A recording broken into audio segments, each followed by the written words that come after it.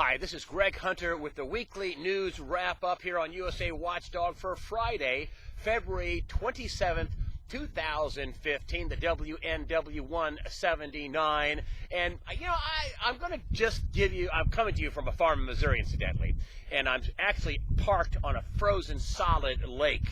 And if we have any more of this global warming, climate change, it's just going to be about killing us all.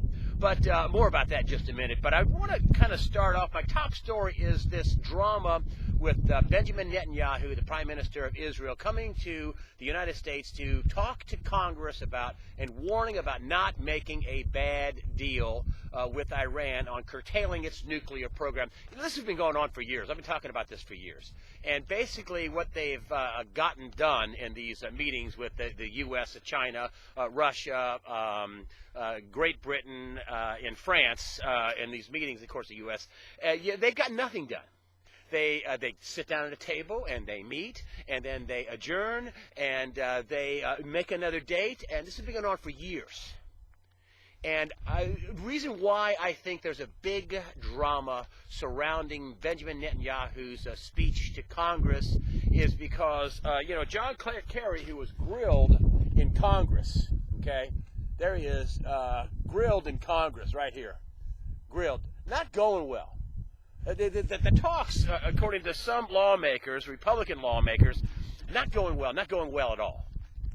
And if they were going well, then why would the Obama administration care whether, Benjamin Netanyahu talked to Congress or not? See, I think it's going to expose that the negotiations aren't going well. The Iranians have said, if you listen to John Kerry, they're going great. We've curtailed their program, and we've made Israel safer. And if you listen to the Iranians, No, we have a secret second sight. We're proceeding onward. We want the ability to enrich uranium. We're not going to back down. We are using this for the peaceful production of energy. It's our right. This is all the things the Iranians say.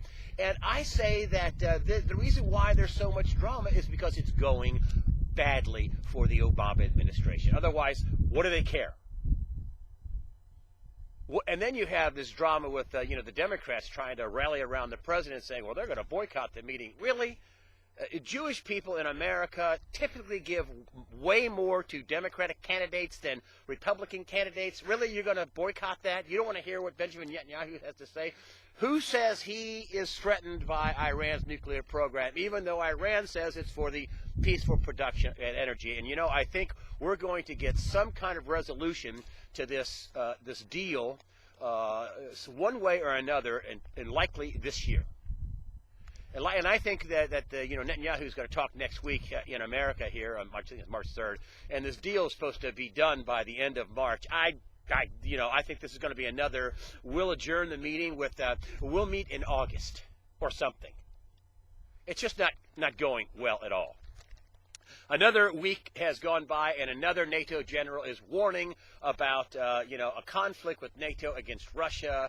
The things there, they say, are getting worse. They had this peace deal, which lasted, I think, 5 minutes.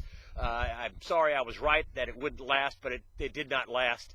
And so another warning from another NATO general, John Brown, who came on at the beginning of the week, was quick to point out that I said, what do you think they're doing? He said, they were given the go-ahead. Politically speaking, they were given the go-ahead by their overseers to give a warning, which seems to me that we are headed for at least a regional conflict, in the Eastern European arena. And that to go along with the brewing conflict that the Obama administration is going after ISIS. Supposedly, they're training up to 25,000 troops. Remember that a U.S. general said they needed 80,000 hardened, seasoned, good fighters to go after the Islamic State. Now, they are sending in, U.S. military aircraft and fighter wings into Kuwait, getting ready for this assault that's supposed to happen this spring. But they're going to do this with 25,000. They're training these guys, and there's all these limits on how they're going to go after the Islamic State. And at the very least, the U.S. and Saudi Arabia, in part, funded these folks. And then the Obama administration allowed this to grow, which makes things, and you know what the sad thing about all the propaganda coming out of the East and out of Iran and all the different types of charges thrown at America, that America has lost its credibility. Some of these charges likely are true, and some of them are likely total propaganda. But the sad thing is most people believe the charges because America has lost its high ground. America has lost its credibility in the world. I don't know what it's going to take to get that back. That's the sad thing about people throwing around charges around America. I'm always trying to discern, what's real, what came from Iran, what came from us, what are we saying? Is that true? What are they saying? Is that true? I mean, everybody's got a dog in the fight, especially that, the U.S. government can put out propaganda. It was made legal that the U.S. government can do that a few years back. So who knows what to believe? I believe that wider war is coming to the world. That's for sure. I believe wider war is coming to the world. One thing's for sure, also for sure, Janet Yellen totally against, this is in the USA Today, Janet Yellen totally against any kind of a Fed audit. Absolutely, positively no oversight is needed. I mean, the Fed independence. This is, Yellen defends tactics in a testy House hearing. They're not going to audit the Federal Reserve. They don't have enough votes. Even if they had enough votes to audit the Federal Reserve, Obama would, he appointed Yellen, so Obama would veto any kind of, legislation to audit the Federal Reserve in any way, shape, or form. And here's something that, they had a meeting with the White House, the Treasury Secretary, and the Federal Reserve, and somebody in Congress, they were grilling Yellen, in Congress, saying, hey, we'd like to have those meetings released. That wouldn't be appropriate. I mean, these are subcontractors. The Federal Reserve is not federal. They are private bankers, subcontractors of our monetary policy. And, that would be, for us to talk, about what we're doing with the Treasury and with the White House, behind closed, wouldn't be appropriate. Simply outrageous.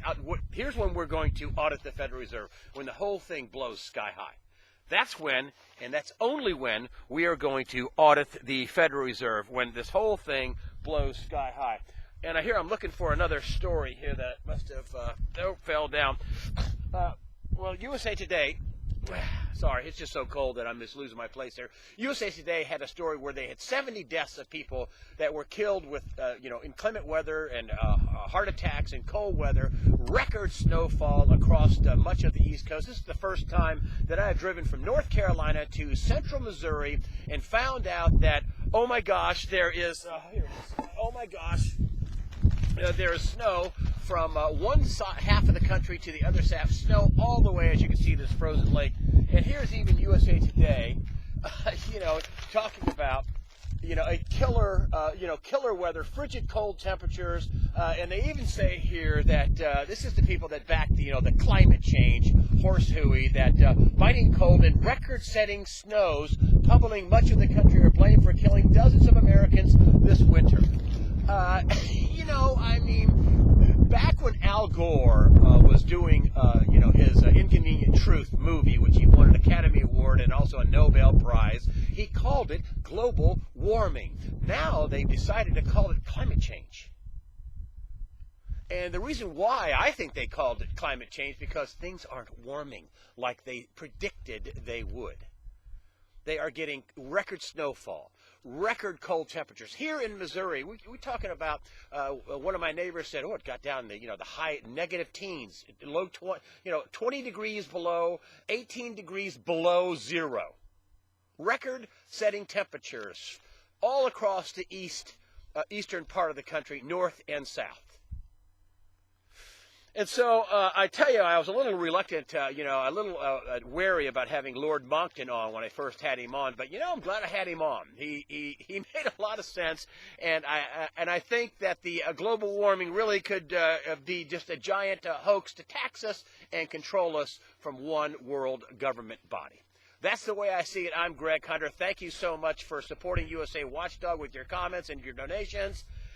My favorite part, folks. Fear not. Prepare yourself mentally, physically, and above all, spiritually.